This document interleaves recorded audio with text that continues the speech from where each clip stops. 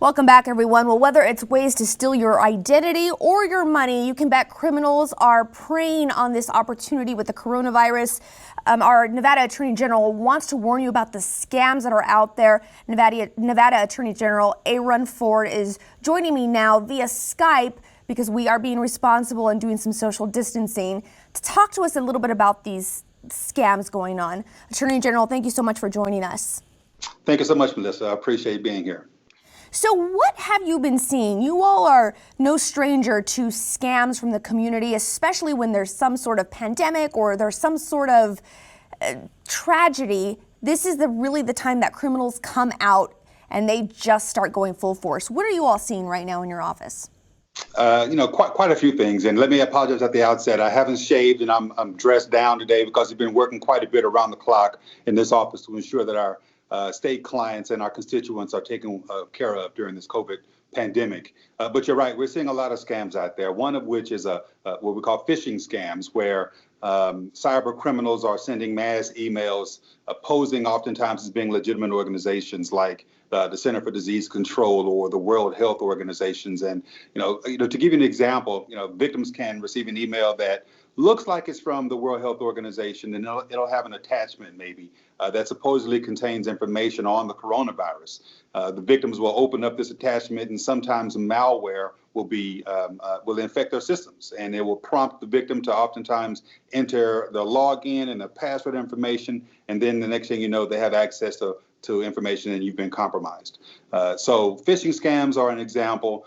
We've seen social engineering scams where scammers are exploiting the coronavirus pandemic by using social engineering tactics on social media and things of that sort, asking victims for donations or offering advice or saying they have cures and things of that sort. So those are a couple of the types of scams we're seeing out there right now. It's got to be kind of difficult because when you start dealing with these criminals, they've gotten really smart and tricky as to how they approach individuals, even on email. Their emails look legit. They take graphics or logos of certain, nonprofits or whatever it may be, and they try to pull them off as their own. Is there any warning signs that people can look for, whether it's an email or any contrasting anything in the email where people can say, okay, I know that the last three, this domain is not familiar to me. Right. What can they look for? Yeah, so first off, let me just say, so there are some generic tips that I would suggest to anybody to avoid being scammed, especially in the phishing scam context. And that's to avoid clicking on links and emails or messages from people that you just don't know. These links might download a virus, or they could redirect, as you've indicated, to a site that was created specifically to steal your personal information. So make sure you always have your antivirus software up to date. I would also be wary of emails and posts that claim to be from, again, the CDC or from the WHO or even any other governmental entity. Be cautious of online promotions for vaccines and for treatments or for cures for the coronavirus. I've said it before and I'll say it again. If there's going to be a medical breakthrough, it won't be advertised for the first time through a sales pitch. Right. And so I would just suggest people do their research before donating to charities as well or to crowdfunding websites. And don't be rushed to make a donation, and be particularly guarded against those and for folks asking for donations via wire transfer, gift cards, or exclusively in cash. How tricky is it for your office to keep up with social media? Because you have all these sites now. Not only do you have to worry about emails and phone calls, but now you have Facebook, Twitter, you have these links. How hard is it for your office to keep up with that kind of stuff? And, are you seeing more of this because of social media? Yeah, listen, it's a constant effort on our part. That's why we depend upon the folks who live in our state.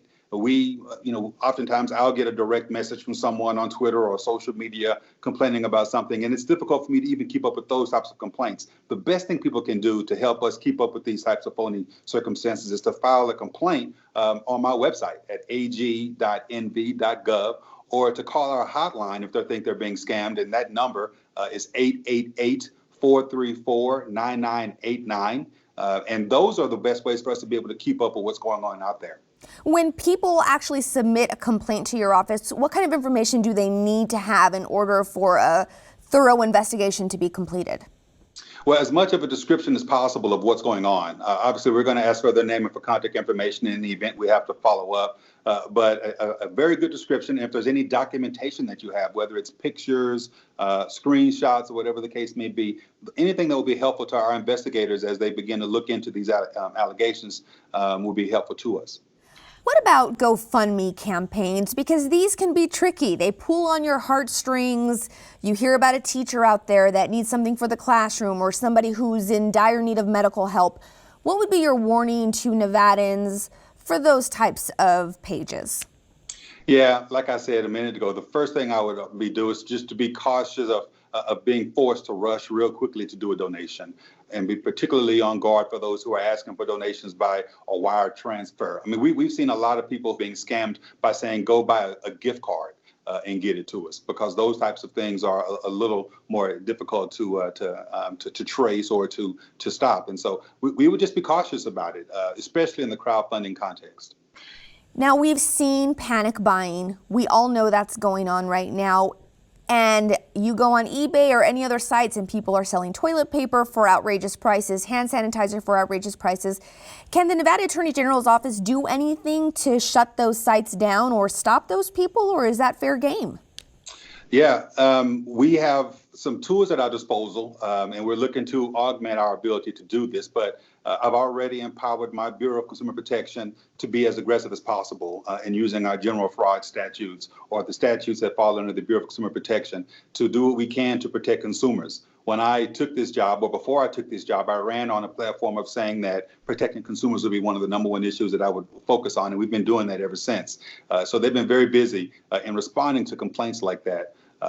So, I think at the end of the day, what we're seeing out there with what some are calling artificial inflation of pricing is something we're looking at. We're working with eBay, where we've worked with Facebook. We've worked with Gofundme on misinformation that's out there. But in the meantime, every Nevadan should exercise caution, again, before donating to any of these causes that are ostensibly tied to the coronavirus, and just look out for guidance on the COVID-19 from legitimate sources.